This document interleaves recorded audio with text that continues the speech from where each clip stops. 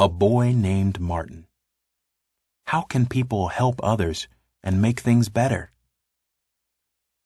Martin Luther King Jr. was worried. Tomorrow he would start school for the first time, and he couldn't stop wondering about what it would be like.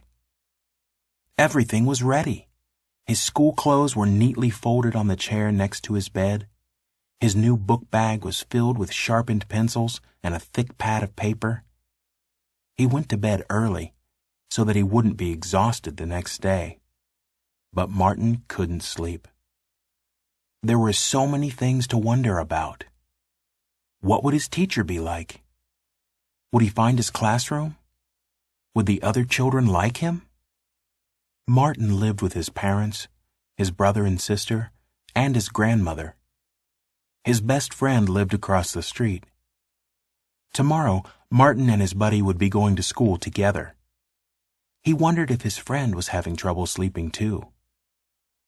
Martin felt better when he thought about his friend. He became calm and soon drifted off to sleep. Martin woke up very early the next morning. He put on his new clothes and ate breakfast. When he was ready, he sat in the living room and waited for his friend's knock on the door. Martin's mother was a teacher. While he waited, he read one of the books she had taught him to read. "It's time to go," his mother called. "Not yet," Martin said. "We have to wait. He'll come soon." His mother saw the concern in his eyes. "I'm afraid he won't be coming," she explained gently. "You will be going to different schools. We live in the state of Georgia, and Georgia is in the South. The schools in the South are segregated." Martin knew that segregated meant that white people and African American people in the South were supposed to stay apart. At that time, in 1935, African Americans and whites in Georgia drank from different drinking fountains and ate in different restaurants. White people sat in the front of buses and theaters, and African Americans sat in the seats at the back. Martin knew how it felt to be turned away. But he had also watched his father work for what was right and fair.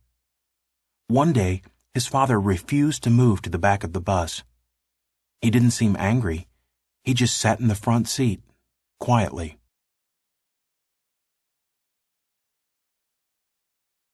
Martin Luther King Sr. was a minister.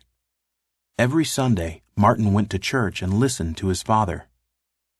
"Treat everyone the way you would like to be treated," his father said again and again. "Respect everyone. No one is better than anyone else." Martin loved his new school. He made new friends and was happy. At first, he played across the street at his best friend's house after school. But then, one chilly autumn afternoon, his friend refused to let him in. Martin walked home slowly and went to his room. He laid on his bed for a long time, staring at the ceiling, and tried to understand. Had some of the people at his friend's new school said, "Do not play with that boy? He's not like us"? Maybe so. But why had he listened? Martin felt sad and angry. He vowed never, ever to hurt anyone that way. "It's not fair," he told his mother later.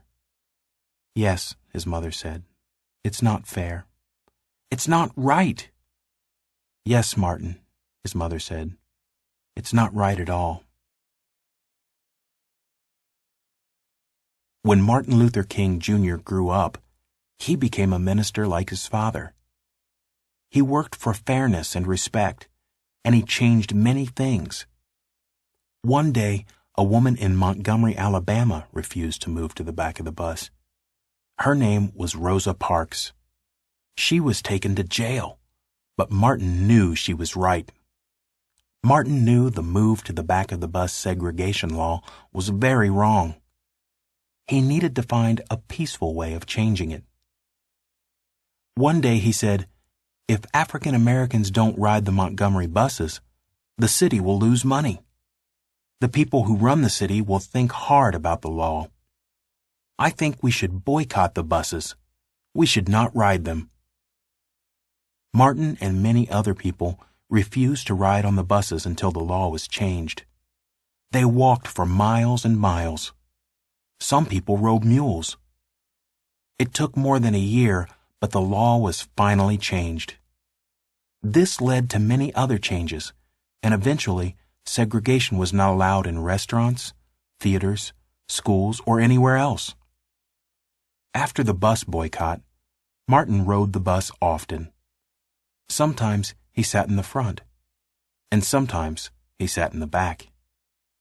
Many times he offered his seat to someone who needed it more, not because he had to, but because it was the right thing to do.